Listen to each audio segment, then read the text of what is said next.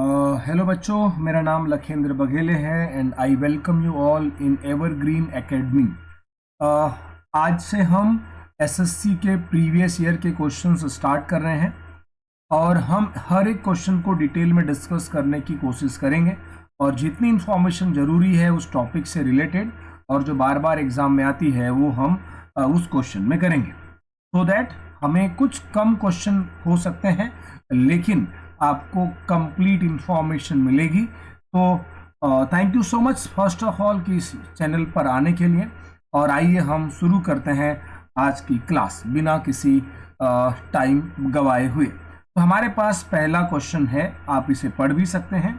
और पहला क्वेश्चन है कि मीथेन इज अ कलरलेस। तो आपको सबसे पहला तो ये समझ में आ गया कि मीथेन एक गैस है जो कलरलेस गैस है, इसका कोई सुगंध नहीं होता, ओडोरलेस है, ये टॉक्सिक नहीं होती, बट इससे ये फ्लेमेबल होती है, आग लगती है।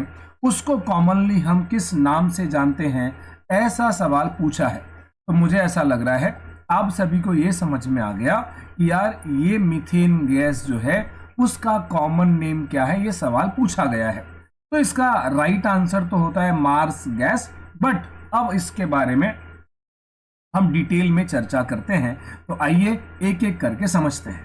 तो सबसे पहला जो ये है कि जो मीथेन जो गैस है, इस मीथेन गैस का जो केमिकल फॉर्मूला होता है वो CH4 होता है। और मीथेन गैस जो है ये बायो से बनती है। बायो का मतलब क्या होता है बेटा? बायो का मतलब होता है लाइफ से बनती है। अच्छा, आप सभी को पता है कि लाइफ दो प्रकार की होती है, एक तो प्लांट और एक होती है आपकी एनिमल। दो प्रकार की लाइफ होती है, एक प्लांट की लाइफ होती है और एक आपके एनिमल की लाइफ होती है। तो जो भी प्लांट और एनिमल का वेस्ट होगा, ध्यान से सुनिएगा, जो भी प्लांट और एनिमल का वेस्ट होगा, यदि इसे हम क्या कर दे, प्लांट में डाल दे, इसे हम कहाँ डाल दे, किसी बायोगैस प्लांट में डाल दे, तो बायोगैस प्लांट में यदि हम इसे डाल दे तो इससे पैदा होने वाली जो गैस होती है वो CH4 होती है। और इस CH4 को घर में घरेलू गैस के रूप में इस्तेमाल किया जाता है। तो हम इसे कह सकते हैं, इसका इस्तेमाल कुकिंग में किया जाता है। और ये कहाँ पर कुकिंग में किया जाता है? जनरली गाँव में किया जाता है।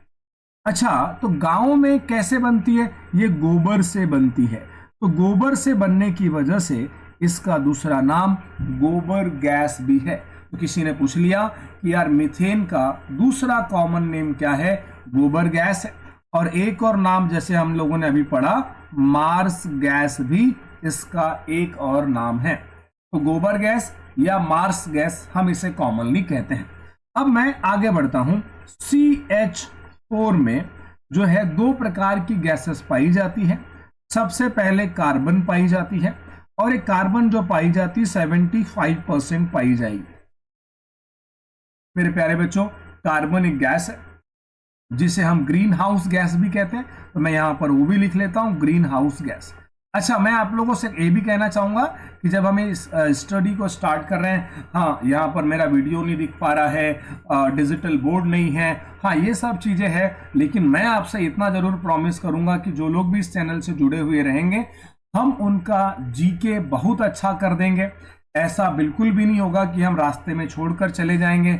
लगातार आपको क्लास मिलेगी, ये आपकी TTS मिलेगी, है ना, ट्यूसडे, थर्सडे और सैटरडे, 3 दिन हम आपको क्लास प्रोवाइड करेंगे। ट्यूसडे हम आपको SSC की क्लास देंगे, उसके बाद हम आपको थर्सडे NTPC के प्रीवियस ईयर पेपर देंगे और फिर सैटरडे हम आपको करंट अफेयर की क्लास देंगे। तो 3 क्लास हम हर वीक देंगे। तो एक वीक में 3 क्लास मिलेगी। हो सकता है कि संडे के दिन हम कुछ और नए वीडियोस अपलोड करें, लेकिन TTS ये हमारा फिक्स है। अब कितने समय आएगी क्लासेस, बहुत जल्दी जो इस YouTube के मैनेजर हैं हम उनसे बात करके हम आपको बता देंगे। तो आई विल बी टीचर और जो YouTube के मैनेजर है वो आपको बता देंगे और हम भी आपको बता देंगे कि ऐसा किस टाइमिंग पे होगी। कार्बन होगी 75। अच्छा, उसके बाद में एक और गैस है जिसका नाम है हाइड्रोजन गैस। हाइड्रोजन गैस, अच्छा हाइड्रोजन गैस जो होती है इससे किसी भी प्रकार का कोई पॉल्यूशन नहीं होता। तो नो पॉल्यूशन, है ना, नो पॉल्यूशन, कोई भी पॉल्यूशन नहीं होता है। अच्छा 25% होती, कितनी परसेंट बच गई बेटा? 25% आपकी हाइड्रोजन गैस होगी। तो मुझे लगता है इतनी बात आपको समझ में आ गई है। अच्छा ये भी घर में खाना बनाने के लिए इस्तेमाल होती है। और एक और गैस होती है एलपीजी, है ना, एलपीजी। इसको आप क्या बोलते हो? इसको आप लिक्विफाइड, अब इसे जस्ट अ मिनट, हाँ भाई, लिक्विफाइड, इसका दूसरा नाम होता है पेट्रोलियम गैस। पेट्रोलियम गैस होता है, लिक्विफाइड पेट्रोलियम गैस होता है। अच्छा अब जरा हम इसे और अच्छी तरह से समझने की कोशिश करेंगे। सारा का सारा डेटा चले गया, उसके लिए मैं माफी चाहूंगा। तो आप लोगों ने साथ साथ में लिखा होगा, ऐसे मैं उम्मीद करता हूं। और यदि नहीं लिखा होगा तो आप पीछे जा सकते हैं और वहां पे लिख सकते हैं, आप वीडियो को पॉज कर सकते हैं। अब मुझे ये बताइए, एलपीजी जो बनती है, एलपीजी जो बनती है वो आप सबको पता है, वो बनती है प्रोपेन प्लस ब्यूटेन से बनती है। देखो दोस्तों, इतने टाइम में, मतलब जितने टाइम में एक क्वेश्चन को आपको सिखा रहा हूं, इतने टाइम में दूसरे 5-7 क्वेश्चन और किए जा सकते हैं, लेकिन मैं ऐसा बिल्कुल नहीं करूंगा। हम हर क्वेश्चन को डिटेल में समझने की कोशिश करेंगे और हम बहुत बढ़िया जीके करेंगे, ये मेरा आपसे वादा है। और आप यकीन मान के चलिए, कोई भी एग्जाम देने जाएंगे और यदि आपने इस चैनल को फॉलो किया है, यदि आप इसके सारे वीडियो देख रहे हैं, तो आपको कंटेंट जोरदार मिलेगा। 10 साल से हम एसएससी, बैंक, जीपीएससी और ये सारे क्लासेस करवा रहे हैं, सीमेट करवा रहे हैं, क्लैट करवा रहे हैं, तो ये आपको बहुत फायदा देगा, ये हमारी गारंटी है। तो आप बने रहिएगा, हमारा वादा है कंटेंट के साथ हम कॉम्प्रोमाइज नहीं करेंगे। अच्छा ये प्रोपेन और ब्यूटेन से बना है, ये भी आपके क्या होते हैं, इनके अंदर भी कोई ओडोर नहीं होता, ये सुगंध लेस होते हैं। तो इथाइल मरकैप्टान, सुनना ध्यान से, इथाइल मरकैप्टान, है ना, आप लोगों को शायद पता होगा, मरकैप्टान, इथाइल मरकैप्टान जो है ये क्या है बेटा, ये ओडोर डाला जाता है। आपको सबको पता है कि जो आपके घर में गैस है वो एलपीजी की सुगंध नहीं आती, उससे आती इथाइल मरकैप्टान। तो यदि एग्जामिनर ने सवाल पूछा कि ये बताइए बच्चों कि आपके घर में जो एलपीजी जो गैस है, जो कुकिंग गैस है, उसकी जो सुगंध आती है, उसके लीकेज को आइडेंटिफाई करने के लिए किस गैस का इस्तेमाल किया जाता है, तो आप बड़े ही प्यार से आप कहेंगे सर हम इथाइल मरकैप्टान का यूज करते हैं। मुझे लगता है यहां तक आपको सारी बातें समझ में आ गई होगी। एक लास्ट 2 पॉइंट बताकर मैं खत्म करूंगा। CH4 को, है ना, CH4 को हम आपकी कौन सी गैस कहते हैं? ये ग्लोबल वार्मिंग गैस भी कहलाती है। तो ध्यान से सुनिएगा, ग्लोबल वार्मिंग, सुनना ध्यान से, ग्लोबल वार्मिंग गैस है CH4। और एक और बात ध्यान से सुनिएगा, CH4 जो आपके एक्सटर्नल प्लैनेट है, सुनना ध्यान से, एक्सटर्नल प्लैनेट। अच्छा एक्सटर्नल प्लैनेट कौन से प्यारे बच्चों? देखो मैंने पहले ही कहा था भाई हमारा कंटेंट बहुत अलग लेवल पे आएगा, तो ध्यान से सुनिएगा। हमारे पास में एक्सटर्नल प्लैनेट जो हैं, आप सभी को पता है कि यार जुपिटर होगा, आप सभी को पता है सैटर्न होगा, आप सभी को पता है यूरेनस होगा, आप सभी को पता है नेपच्यून होगा। ये हमारे एक्सटर्नल प्लैनेट है। तो इन एक्सटर्नल प्लैनेट में जनरली CH4 की मात्रा देखने को मिलती है। तो इतनी सारी बातें मैंने आपको इस क्वेश्चन में बता दिया। अब मैं उम्मीद करता हूं कि क्वेश्चन आपको समझ में आया होगा। CH4 एक बायोगैस है, CH4 को हम मार्स गैस भी कहते हैं। CH4 गांवों में खाना बनाने के लिए इस्तेमाल होता है और इसके अंदर हाइड्रोजन और कार्बन गैस होती है। और ये आपका एक और हमने पढ़ लिया LPG, और LPG आपको पता चल गया प्रोपेन और ब्यूटेन से बनी है। और इथाइल मरकैप्टान जो है हम इसमें इस्तेमाल करते हैं इसके लीकेज को आइडेंटिफाई करने के लिए। आई होप आप सबको क्लियर आ गया हो चुका होगा। अब मैं सीधा क्वेश्चन पे जाऊंगा। देखिएगा, क्वेश्चन दिख गया, क्वेश्चन का आंसर पता चल गया। अच्छा, लाफिंग गैस जो है, जो एक गैस है, जो लाफिंग गैस है, ये लाफिंग गैस क्या होती है बेटा प्यारे बच्चों? आप सबको पता होगा लाफिंग गैस जो है, आप सब ने कई बार अपने 10th क्लास में पढ़ा होगा इसे हम कहते हैं N2O। अच्छा, N2O क्या होता है बेटा? ये नाइट्रस ऑक्साइड होता है ना, ये नाइट्रस ऑक्साइड होता है। तो लाफिंग गैस नाइट्रस ऑक्साइड होगा, ये N2O होता है। ये भी कई बार एग्जाम में आया है। हीटिंग गैस आप सबको पता है कि जो ग्लोबल वार्मिंग गैस होती है उनको हम हीटिंग गैस कह सकते हैं। तो ये वाला क्वेश्चन हमारा कंप्लीट हो चुका है। आइए हम आगे बढ़ेंगे दूसरी इंफॉर्मेशन को लेकर।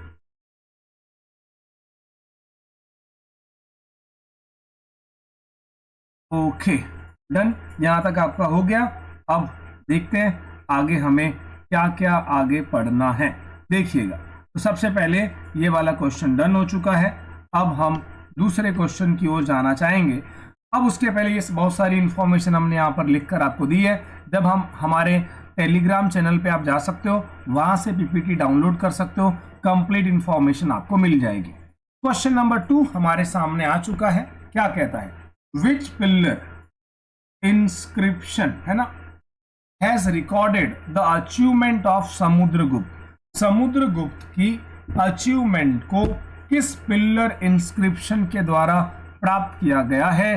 Who was known as the Napoleon of India for his conquest. ये सब प्रीवियस ईयर पेपर है। देखो यार, यहां पर मैं ना ईयर लिख सकता था, किस साल में आया, ये है, वो सब की जरूरत नहीं है। कंटेंट पढ़िएगा और आपको बहुत मजा आने वाला है। ये आप हमसे लिख के ले लीजिए। हम कभी भी इस बात पर प्रेशराइज नहीं करेंगे कि आप हमारे YouTube चैनल को सब्सक्राइब करो, भाई मेरे लाइक करो। कोई ऐसी मतलब बहुत ज़्यादा प्रेशराइज देने वाली बात नहीं होगी। यदि हमारा कंटेंट अच्छा होगा, लोग हमारे पास आएंगे। ये हमारी फिलॉसफी है और हमारे कहने से आप कर भी लोगे तो आप पढ़ नहीं पाओगे। तो यदि आपको अपना करियर बेहतर बनाना है, और एक बार क्या होता है ना कि जब आप किसी टीचर के साथ स्टार्ट करते हो तो यार फिर उस टीचर की जिम्मेदारी होती है कि आपको अच्छा कंटेंट दे और आपको एग्जाम में अच्छे मार्क्स लाने के लिए मदद करे। वो जिम्मेदारी हमारी है, बिल्कुल चिंता मत कीजिएगा, ठीक है। तो अब थोड़ा सा हम इस क्वेश्चन को समझने की कोशिश करते हैं कि ये क्वेश्चन क्या कहना चाहता है। तो सबसे पहला इसका आंसर तो क्या हो जाएगा बेटा? इलाहाबाद पिलर इंस्क्रिप्शन है। जिस इलाहाबाद पिलर इंस्क्रिप्शन में ये नेपोलियन जो समुद्रगुप्त थे उनके बारे में कुछ इंफॉर्मेशन लिखी गई है, जो आप यहां पर देख सकते हैं, इलाहाबाद पिलर इंस्क्रिप्शन। अब हम इसकी डिटेल पढ़ने की ओर आगे बढ़ रहे हैं। अब सुनिएगा, मैं ऐसा कहना चाहता हूं कि यार मैं गुप्ता पीरियड के बारे में आपको बहुत सारी बातें बताऊंगा। गुप्ता पीरियड आप सभी को पता है यार, गुप्ता पीरियड में गुप्ता डायनेस्टी की जो शुरुआत जो है वो किसने करी बेटा? श्री गुप्ता ने करी। तो याद रखेंगे, the founder of Gupta dynasty वो जो है वो आपके श्रीगुप्त है। श्रीगुप्त के बाद में घटोत्कच आए। सुनना ध्यान से ना, नाम थोड़ा सा आपको अजीब लगेगा। घटोत्कच, ये आपका जी है, मैं इसे मिटा ही देता हूं।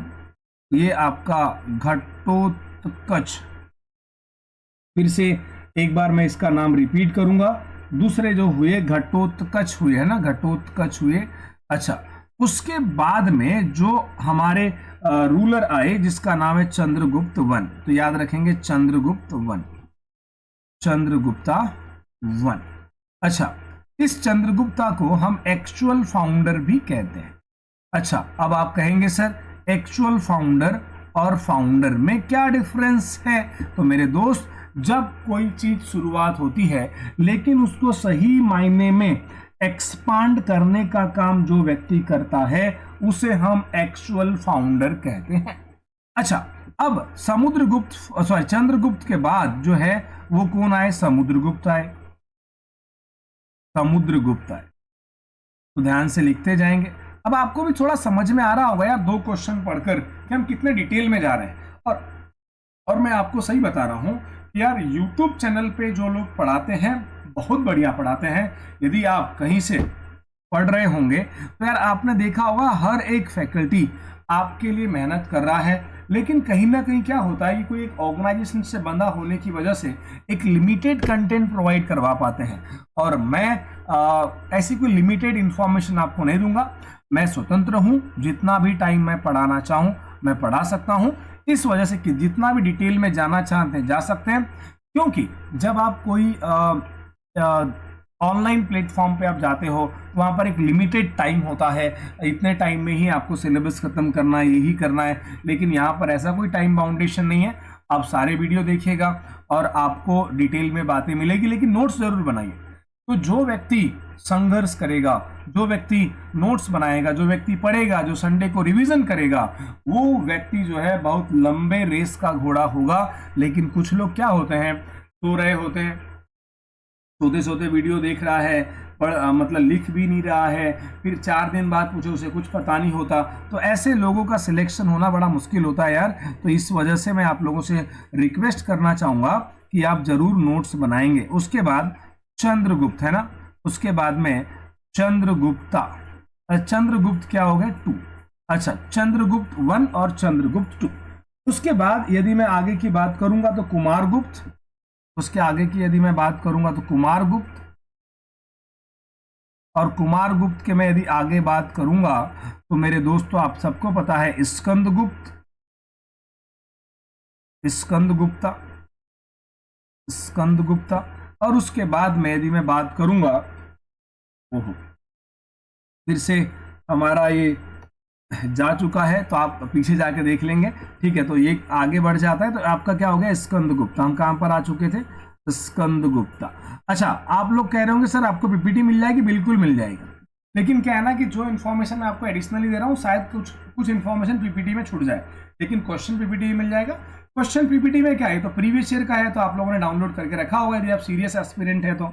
स्कंदगुप्ता के बाद जो है हम बात करेंगे विष्णुगुप्ता।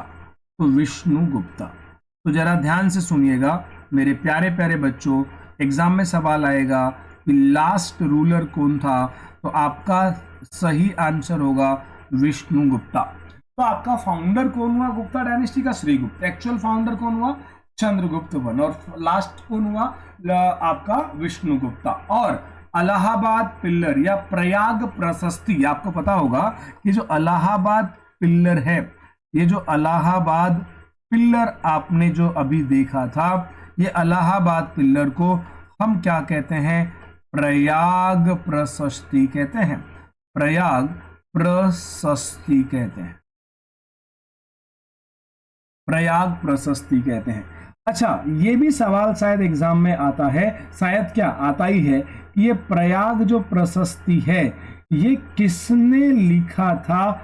आप मुझे कमेंट बॉक्स में बताइएगा कि प्रयाग प्रशस्ति या इलाहाबाद पिल्लर को लिखने वाले व्यक्ति का नाम क्या था। मुझे लगता है आपको पता होगा, आप जरूर कमेंट बॉक्स में लिख के बताइए, और नहीं पता तो आप पढ़िएगा जरूर, नेक्स्ट क्लास में मैं उसका आंसर भी आपको दूंगा। तो मुझे लगता है यहां तक ये क्वेश्चन समझ में आपको आ गया होगा। हम सीधा क्वेश्चन पे आते हैं।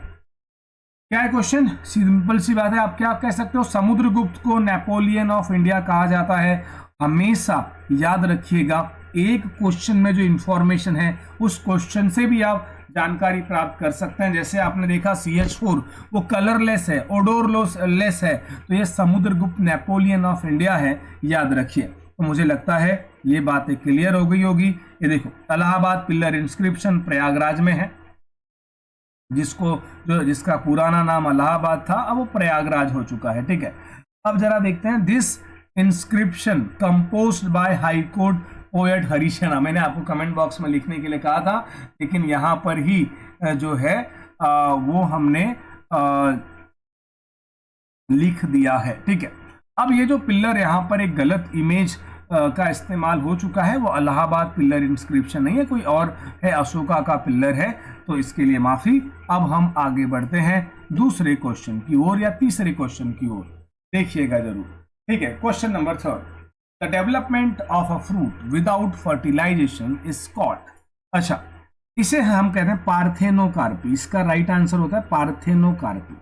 अच्छा, तो अब मुझे ये बताइएगा कि यार जो आपका मतलब जो फर्टिलाइजेशन जो होता है प्लांट में क्या होता है, जरा लिखेंगे जरा समझेंगे। तो सबसे पहली बात तो ये है कि यार एक चीज होती है जिसको हम कहते हैं पॉलिनेशन, ठीक है, आराम से बोलूंगा, पॉलिनेशन।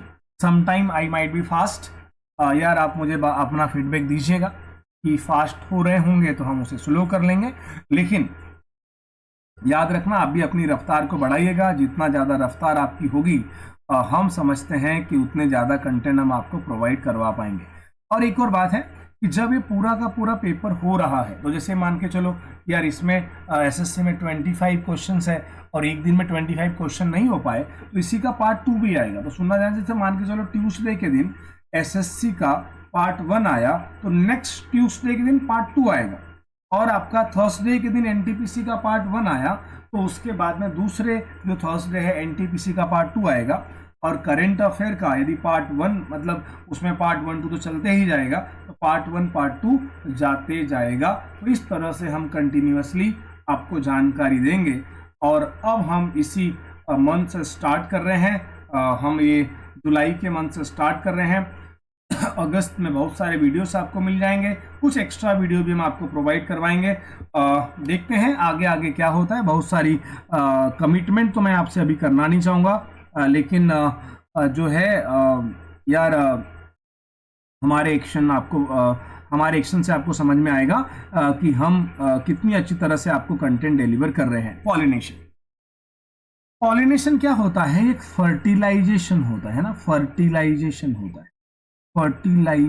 होता है। किसमें फर्टिलाइजेशन होता है? प्लांट में होता है। क्या होता है? प्लांट में। अच्छा, जो फर्टिलाइजेशन जो प्लांट में हो रहा है वो कहाँ होता है? एक होता है मेल फ्लावर, है ना, ये आप सबको पता है। एक होता है मेल फ्लावर, दूसरा होता है फीमेल फ्लावर।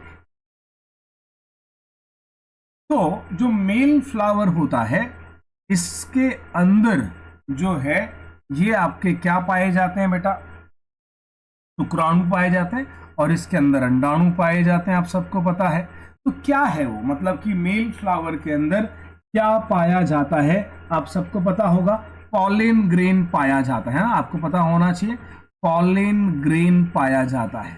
अच्छा, पॉलिन ग्रेन मेल फ्लावर में, और स्टिग्मा याद रखना, स्टिग्मा स्टाइले, है ना, स्टिग्मा स्टाइले और ओवरी जो है ये पाई जाती है फीमेल फ्लावर में। तो हम क्या कहेंगे कि जब पॉलिन ग्रेन, सुना ध्यान से, जब पॉलिन ग्रेन जो मेल फ्लावर में होता है वो यदि, सॉरी यार ये बार बार चले जाता है, डोंट नो क्या है। अच्छा, जब पॉलिन ग्रेन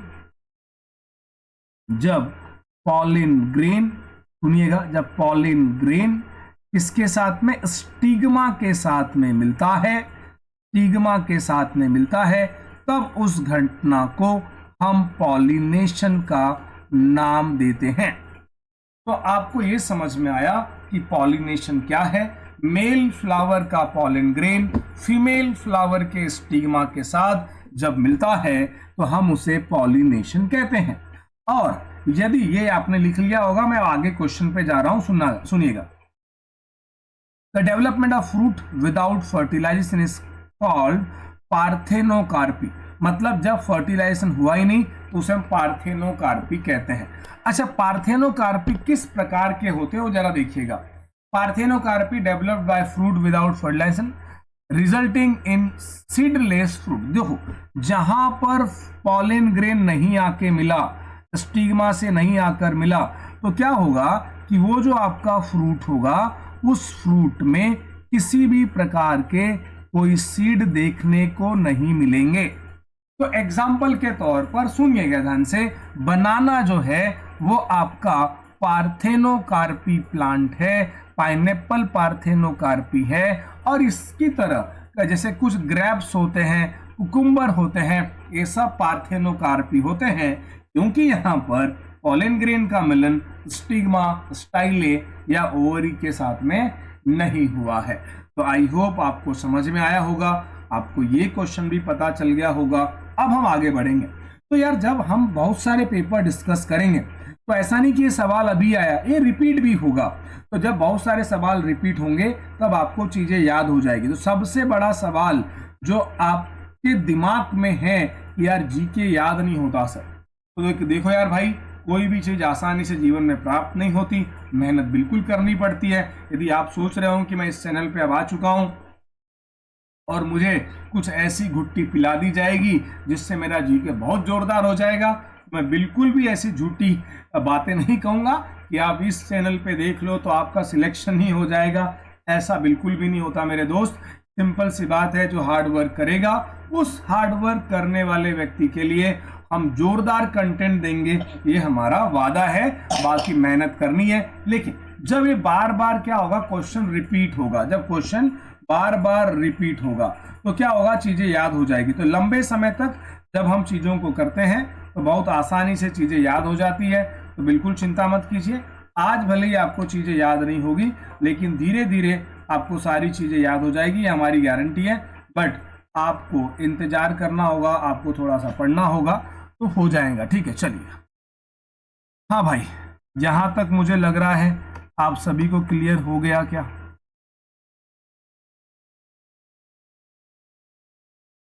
हाँ भाई बताइए, आप अपने कमेंट बॉक्स में भी बता सकते हैं।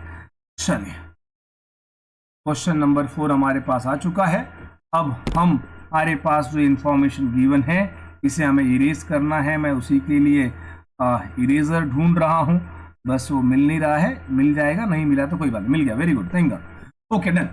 चलिए क्वेश्चन नंबर 4 करते हैं। Who was chosen as foreign secretary of India in January 2020? Harshvardhan Shringla है, आपके किसी काम का सवाल नहीं है। जुलाई 2025 में इसका कोई यूज नहीं। बट अब क्या है कि इससे हमें कुछ टेकअवेज लेने हैं, इससे हमें कुछ सीखना है। क्या सीखना है, सुनो। फॉरेन सेक्रेटरी का सवाल पूछा जाता है, तो अब आपकी अपनी जिम्मेदारी है कि यार ये हमें पता होना चाहिए। तो फॉरेन सेक्रेटरी ऑफ इंडिया जो करंट में है उनका नाम है विक्रम मिस्री, है ना, विक्रम मिस्री, विक्रम मिस्री है। तो फॉरेन सेक्रेटरी जो आज की डेट में हमारे पास में है, हमारे देश में है, वो विक्रम मिस्री है, ये याद रखिएगा। तो जो पुराना वाला था उसे याद रखने की जरूरत नहीं है, लेकिन जैसे जैसे हम पेपर को आगे करते जाएंगे, क्वेश्चन करते जाएंगे, वहां हम आपको बताएंगे कि क्या आपको याद रखना है, क्या याद नहीं रखना है। सिंपल सा सवाल है, फॉरेन सेक्रेटरी विक्रम मिस्री है। अब हम दूसरे क्वेश्चन की ओर जाना चाहते हैं। चलिए, हाँ जी, ये सारी बातें हो चुकी है, आगे बढ़ते हैं। Question number 5, which union minister of home affairs released a book titled कर्म योद्धा ग्रंथ इन न्यू दिल्ली? कर्म योद्धा ग्रंथ, देखो ये सवाल भी आपको याद नहीं रखना, लेकिन मुझे पूरा पेपर आपको दिखाना था, इसलिए मैंने ये सवाल आपके सामने रखा है। तो फिर आपके काम का क्या है? आपके काम का सिंपल इतनी सी बात है मेरे भाई, कि यार जो भी बुक अनवेल की जाती है बड़े बड़े मिनिस्टर्स के द्वारा, उन बुक्स और ऑथर्स को याद करना हमारी जिम्मेदारी है। बुक्स एंड ऑथर ये हमें पढ़ने पड़ेंगे। इसका right answer by the way Amit Shah था, लेकिन ये हमारे एग्जाम में अब नहीं आएगा, क्योंकि कर्म योद्धा ग्रंथ न्यू दिल्ली में रिलीज की गई और वो करंट अफेयर का पार्ट था, इसलिए मुझे ऐसा लगता है कि ये नहीं आएगा। अब कभी आ गया तो हमने बता दिया है, तो शायद यदि आप याद रखोगे तो आपको उसका फायदा मिल सकता है। चलिए, क्वेश्चन 5 हो चुके हैं। क्वेश्चन नंबर 6 देखिए यार, कोई क्वेश्चन ऐसा होगा ना कि उसमें हम बहुत ज्यादा पढ़ेंगे, कोई क्वेश्चन ऐसा होगा जिसमें हम बहुत कम पढ़ेंगे, सिर्फ क्वेश्चन लगा के आगे बढ़ जाएंगे। उसकी वजह है कि जहां पर डिटेल में जाने की जरूरत है वहां डिटेल में जाएंगे, और जहां जरूरत नहीं जबरदस्ती क्यों परेशान होना है। चलिए, जॉन मेनार्ड कीन्स, जो बीकॉम बैकग्राउंड के बच्चे होंगे उनको पता होगा, जॉन क्या था, जॉन मेनार्ड कीन्स जो है वो कौन है, जरा समझते हैं प्यारे बच्चों। ये कहाँ से आते हैं, इनका काम क्या है, ये इकोनॉमिक्स में इनका क्या क्या योगदान है, वो सब पहले देखते हैं। तो सबसे पहले तो हम समझना चाहते हैं फादर ऑफ इकोनॉमिक्स कौन है, जरा बताओ। मुझे लगता है कि what ever I am writing आपको विजिबल है, फादर ऑफ इकोनॉमिक्स। ये ब्लैक स्क्रीन है, तो मुझे लगता है ये आपको ज़्यादा आसानी से विजिबल होता होगा। फादर ऑफ इकोनॉमिक्स आपको दिख भी रहा होगा। Very good, going ahead. हाँ भाई, कौन है? Adam Smith. आप सबको पता है एडम जो स्मिथ है वो आपके फादर ऑफ इकोनॉमिक्स है। किसी ने पूछ लिया कि सर ये बताइए इकोनॉमी क्या होती है, और इकोनॉमिक्स क्या होती है, इकोनॉमिक्स क्या होती है, इसमें इकोनॉमिक्स क्या होती है, इसमें क्या डिफरेंस है, पहले वो समझते हैं। दोस्त, इकोनॉमी जो होती है वो किसी एक एरिया विशेष की होती है, एक रीजन की होती है। जैसे हम बात करेंगे इंडिया की एक इकोनॉमी है, लेकिन इस इंडिया की इकोनॉमी में को समझने के लिए जो कॉन्सेप्ट यूज होते हैं उसे हम इकोनॉमिक्स कहते हैं। So that very easily what can I convey you, economics is a subject या एक ऐसी प्रिंसिपल की बुक है, it is a book, principle की बुक है कि जहां इकोनॉमिक्स और इकोनॉमी क्या है, जो इस सब्जेक्ट के प्रिंसिपल, सुनना ध्यान से, जो इस सब्जेक्ट के प्रिंसिपल को क्या करती है बेटा, इंप्लीमेंट करती है, और इंप्लीमेंट करके उसका रिजल्ट यहां पर मिलता है। तो इकोनॉमी हो गया। ओह माय गॉड, फिर से चले गया। तो इकोनॉमी और इकोनॉमिक्स आपको समझ में आ गया क्या? बहुत बढ़िया। Adam Smith is the father of economics, इतनी बात मैंने अभी तक कही है। अब मैं इस कहानी को थोड़ा और आगे बढ़ाना चाहता हूं मेरे दोस्त। मैं ये कहना चाहता हूं फादर ऑफ मैक्रो इकोनॉमिक्स। तो मुझे बताओ, फादर ऑफ मैक्रो इकोनॉमिक्स। अच्छा ना, मैं आपको ना ऐसे बोल बोल के ही बता देता, लेकिन बोलने में क्या होगा, मैं फास्ट हो जाऊंगा और फिर आपको समझ में नहीं आएगा। लेकिन जब मैं ऐसे आपको लिख कर बता रहा हूं तो शायद आपको समझ में भी आएगा। ठीक है, तो मैक्रो इकोनॉमिक्स के जो फादर है जॉन मेनार्ड है ना, जिसका क्वेश्चन था वही है, जॉन मेनार्ड है। तो याद रखिएगा, जॉन मेनार्ड जो है वो फादर ऑफ मैक्रो इकोनॉमी है, और फादर ऑफ माइक्रो इकोनॉमी जो होगी, जो फादर ऑफ माइक्रो इकोनॉमी जो होंगे वो अल्फ्रेड मार्शल है। उनका नाम है अल्फ्रेड, याद रखेंगे, अल्फ्रेड मार्शल जो है वो आपके माइक्रो इकोनॉमी के फादर है। तो अब आप मुझे बताओ, मैक्रो और माइक्रो में क्या होगा बेटा? जो बहुत बड़े स्तर पर हो मैक्रो, और छोटे स्तर पर उसे माइक्रो कहेंगे।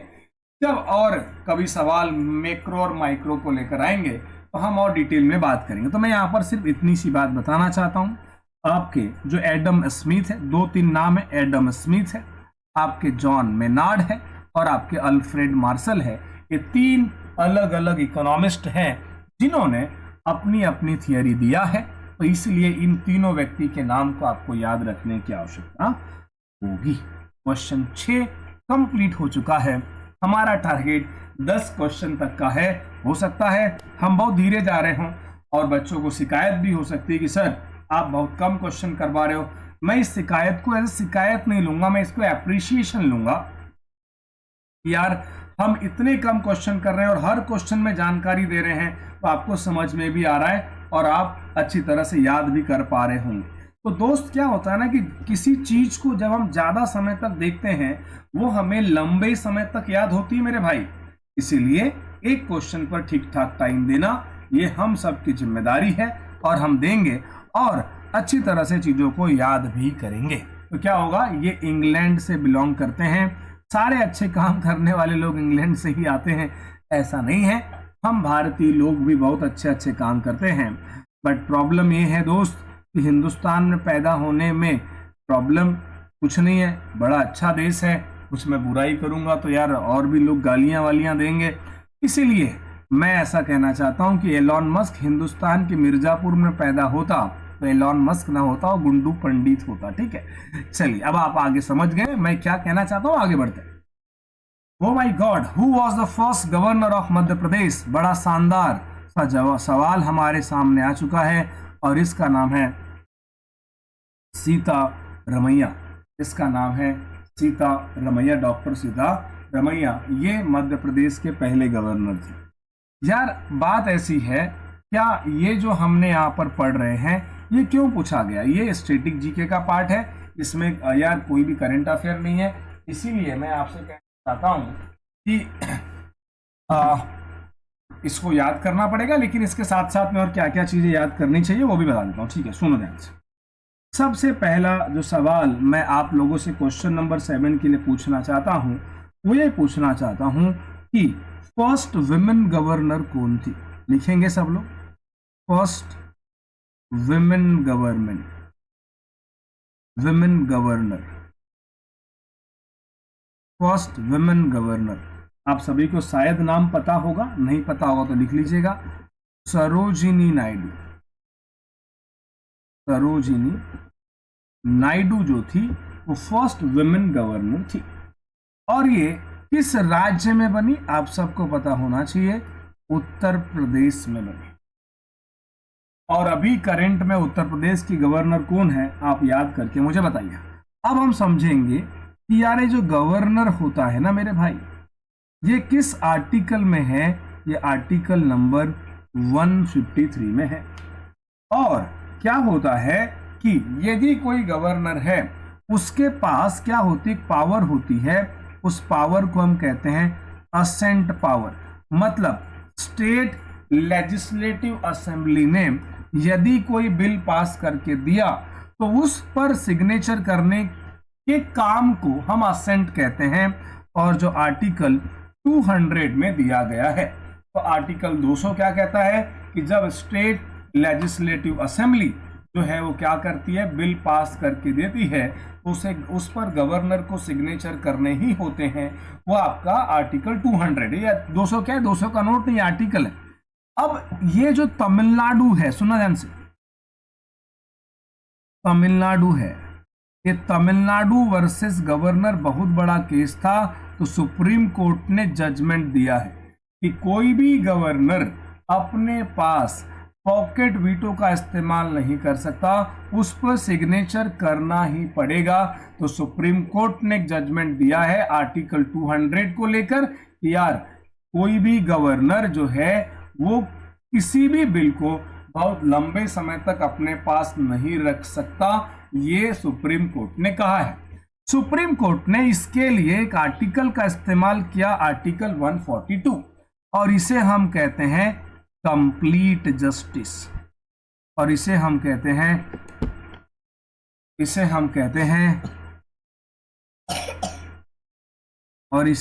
हैं कंप्लीट जस्टिस। जब मैं लिखता हूं तो आप साथ साथ में लिखेंगे। तो मैंने क्या क्या लिखा, आर्टिकल 142, मैंने क्या लिखा था, आर्टिकल नंबर 200 क्या लिखा था, गवर्नर की असेंट पावर लिखा मैंने, आपको पता है। फिर मैंने आर्टिकल 153 लिखा जिसमें ऐसा कहा गया कि गवर्नर होना चाहिए। इतना हमने लिख लिया। अच्छा, और फिर हमने एक और बात लिखी थी, सरोजिनी नायडू। तो ये भी मैं यहां पर कहीं पर लिख देता हूं, सरोजिनी नायडू, ताकि आप परेशान ना हो मेरे भाई। सरोजिनी नायडू ये पहली women press governor, first women governor. और आप सबको पता है ये कहां की थी, ये यूपी राज्य की थी। और कुछ कह सकते हैं यार, गवर्नर अपॉइंटेड बाय, सुनना ध्यान से, गवर्नर है ना, गवर्नर अपॉइंटेड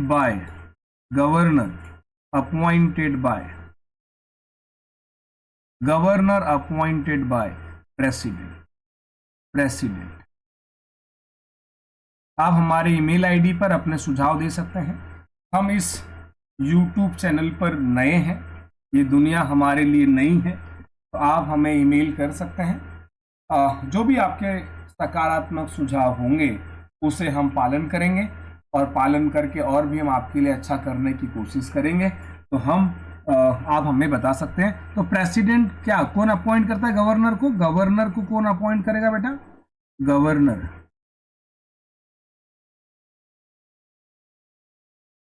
अपॉइंटेड बाय, फिर से मैंने लिख दिया मेरे दोस्त, appointed by president, governor appointed by president of India. बहुत बढ़िया। और ये वाला सवाल यहां पर अब हम, अच्छा, सरोजिनी नायडू कौन थी, आईएनसी की फर्स्ट विमेन प्रेसिडेंट कौन थी बेटा, फर्स्ट विमेन प्रेसिडेंट, लेकिन कौन सी? इंडियन। वो कौन थी? वो उसका नाम सरोजिनी, उनका नाम सरोजिनी नायडू था। और जो फॉरेन की थी उसका नाम क्या था बेटा? आप हमें बता सकते हैं क्या? तो फर्स्ट वुमेन इंडियन प्रेसिडेंट किसकी? आईएनसी की। तो मैंने यहाँ पे अच्छे से लिख दिया, जरा लिख लो कि फर्स्ट वुमेन आईएनसी की प्रेसिडेंट सरोजिनी नायडू थी। ये भी क्लियर हो गई बात है। अब आगे बढ़ते हैं, क्वेश्चन नंबर 8 की ओर मैं जाना चाहूंगा। पढ़िएगा, क्वेश्चन नंबर 8 पढ़िए, आराम से पढ़ो। देखिए, in the sequence of planet in the solar system, which planet comes in between Mars and Saturn? अच्छा, मार्स और सैटर्न के बीच में कौन सा प्लेनेट आता है, ये सवाल पूछा गया है। तो यार मेरे दोस्तों, आपको तो शायद ये पता ही होगा, नहीं पता है तो अब हम आपको कुछ चीजें सिखाते हैं। आपने क्वेश्चन देख लिया, यदि आप इंटरेस्टेड हैं तो आप कमेंट बॉक्स में आंसर लिख सकते हैं, नहीं तो आइए हम आपको सिखाते हैं। सुनिए, सबसे पहली बात तो ये है कि हम एक यहाँ सन बना लेते हैं। यहाँ पर मैंने सन लिख दिया। प्यार से पढ़ेंगे बेटा, प्यार से पढ़ेंगे। पहला जो प्लेनेट है जिसका नाम आपका क्या होगा बेटा? पहला प्लेनेट मरकरी, दूसरा प्लेनेट आप सबको पता है वीनस, तीसरा प्लेनेट आप सबको पता है अर्थ, और चौथा प्लेनेट आप सबको पता है मार्स। और यहां पर एस्टेरॉइड बेल्ट भी, और ये एस्टेरॉइड बेल्ट जो होगी उसके बाद में आप सबको पता होना चाहिए कि एक और प्लेनेट आता है जिसका नाम जो है वो आपका जुपिटर है। जुपिटर के बाद में जो प्लेनेट जो आता है वो आपका सैटर्न है।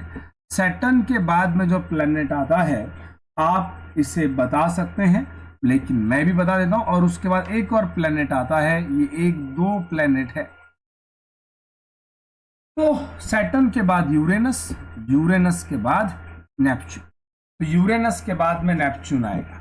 इतना फटाफट से आप बनाइएगा, अपने नोटबुक में बना सकते हैं, जल्द से बनाइए।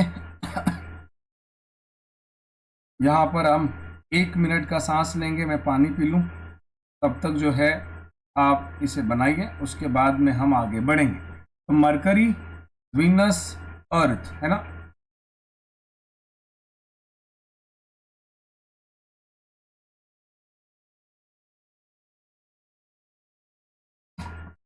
और उसके बाद मार्स, फिर एस्टेरॉइड बेल्ट आती है। फिर क्या आती है बेटा? एस्टेरॉइड बेल्ट आती है। एस्टेरॉइड बेल्ट के बाद क्या आएगा? जुपिटर आएगा, और जुपिटर के बाद सैटर्न, और सैटर्न के बाद में यूरेनस। सुनना ध्यान से, ये जो सैटर्न है इसके पास मैक्सिमम, इसके पास मैक्सिमम सैटेलाइट है। और जुपिटर जो है ये आपका लार्जेस्ट प्लेनेट है। ये सब आपको पता होगा, नहीं पता होगा तो देख लीजिएगा। इस अर्थ को हम ब्लू प्लेनेट के नाम से भी जानते हैं। इसे हम ब्लू प्लेनेट के नाम से भी इसे हम ब्लू प्लेनेट के नाम से भी जानते हैं। Okay, O my God, it's बवंडर हो गया भाई। सन है ना, उसके बाद दूसरा मरकरी, फिर से मैं लिख रहा हूं बेटा, वीनस, वीनस के बाद अर्थ, अर्थ के बाद मार्स, और मार्स के बाद यहाँ पर आपकी एस्टेरॉइड बेल्ट, और यहाँ पर आपका क्या आ गया? जुपिटर, और जुपिटर के बाद में आपका क्या आ गया बेटा? ये आ गया यूरेनस, और यूरेनस के बाद में क्या आ गया? सैटर्न, सैटर्न के बाद यूरेनस, और यूरेनस के बाद में क्या आएगा? नेपच्यून। तो ये आपका कौन सा प्लेनेट है? ये आपका सैटर्न है। चलिए अब सुनो, मैंने जहां तक भी लिखा था वो आपको अब याद होगा। अब देखो, सुनो ध्यान से, अर्थ जो है ना, इस अर्थ को हम क्या कहते हैं, ब्लू प्लेनेट के नाम से जानते हैं। अच्छा, जब अर्थ को हम ब्लू प्लेनेट के नाम से जानते हैं तो ये जो इसका रोटेशन जो होता है वेस्ट टू ईस्ट होता है। तो सुनिएगा ध्यान से, जो अर्थ है उसका रोटेशन जो है वो वेस्ट टू ईस्ट होगा। सुनना ध्यान से, वेस्ट टू ईस्ट होगा इसका रोटेशन। वेस्ट टू ईस्ट क्या होगा प्यारे बच्चों, इसका रोटेशन होगा। इसके बाद में यदि मैं बात करूं वीनस की, तो ये वीनस जो होगा वो आपका ईस्ट टू वेस्ट होगा। तो ये आपका क्या होगा बेटा, ये आपका ईस्ट टू वेस्ट रोटेशन होता है। अच्छा, इन सब में हॉटेस्ट प्लेनेट कौन सा होता है, वीनस जो है हॉटेस्ट प्लेनेट होता है, हॉटेस्ट प्लेनेट होता है। इतना लिखा आपने, हॉटेस्ट प्लेनेट। अच्छा, अब क्यों ये मरकरी क्यों नहीं, क्योंकि यहां वीनस पर CO2 की चादरें पाई जाती है। अच्छा, सबसे स्मॉलेस्ट प्लेनेट कौन सा प्यारे बच्चों, ये आपका मरकरी जो है स्मॉलेस्ट प्लेनेट। और मिनिमम रोटेशन टाइम, तो रोटेशन जो होगा मिनिमम टाइम होगा, तो मैंने सिर्फ मिनिमम लिखा है, टाइम खुद से लिख लेंगे, रोटेशन मिनिमम। अच्छा, नेपच्यून का मैक्सिमम रोटेशन टाइम है ना, मैक्सिमम रोटेशन टाइम होगा। देखो भाई, मुझे पढ़ाना है और पढ़ाने के लिए जैसे क्लास में रिग्रेस मेहनत होती है वैसे ही हम यहाँ करेंगे, यहाँ फॉर्मेलिटी नहीं करेंगे, ठीक है। मैक्सिमम रोटेशन और मैक्सिमम रिवॉल्यूशन है ना, ये थोड़ा टाइम लग रहा होगा लेकिन मैक्सिमम रिवॉल्यूशन टाइम मिलेगा। और ये जो भी बात मैं लिख रहा हूं ना यार, कभी ना कभी एग्जाम में आई है, रिवॉल्यूशन टाइम होगा। तो इतनी बात आपको समझ में आ गई क्या। चलिए, मुझे शायद ऐसा लग रहा है कि ये जो हमारे पास जो डिजिटल पेन है इस पे टच होने की वजह से ये आगे बढ़ जाता है। तो बताइए इसका राइट आंसर क्या, क्वेश्चन नंबर 8 का राइट आंसर बताओ क्या होगा, जुपिटर होगा। आप सबको पता चल गया। चलिए, अब हम यहां पर इस क्वेश्चन नंबर 8 को यहां पर ही रखते हैं और हम आप लोगों को थैंक यू कहना चाहते हैं और यहां खत्म करके हम नेक्स्ट पार्ट में क्वेश्चन नंबर 8 के बाद जो बचेगा वो हम आगे कंटिन्यू करेंगे क्वेश्चन नंबर 9 से। Thank you so much for watching. मिलते हैं नेक्स्ट क्लास में।